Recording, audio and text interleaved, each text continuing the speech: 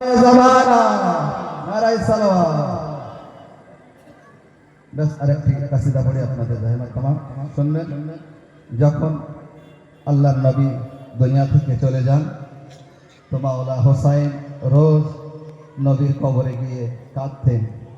তো একদিন স্বপ্নে দেখে যে নানা এসছে আর বলছে, হে আমার হোসাইন, তুমি আর কেঁদো না, আল্লাহ অতি তাড়াতাড়ি তোমাকে এমন একটি সন্তান দান করবে যার দেখতে হুবহু আমার মতো হবে। আমার কথা মনে পড়লে তোমার এই সন্তান আলী আকবরকে দেখবে। শুনবেন। মুহাম্মাদের মতো, মুহাম্মাদের মতো চেহারায় আলী আকবরে, মুহাম্মাদের মতো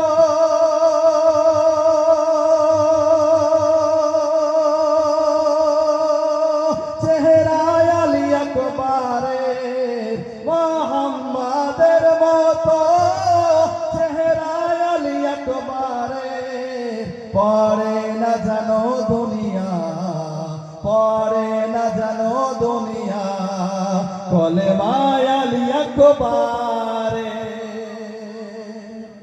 আলী আকবর আলাইহিস সালাম যখনই বাইরে ভারতে তো মানুষের ভিড় লেগে যেত সেখানে দেখার জন্য। ও শেষে কি করতে লাগলেন? নাকাব পরে বার হতে, হুবহু মুহাম্মদের মতো দেখতে ছিল। শুনবেন। এই কওমের সব কন্যা, এই কওমের সব কন্যা সকিনারি সাদকা, এই কওমের সব কন্যা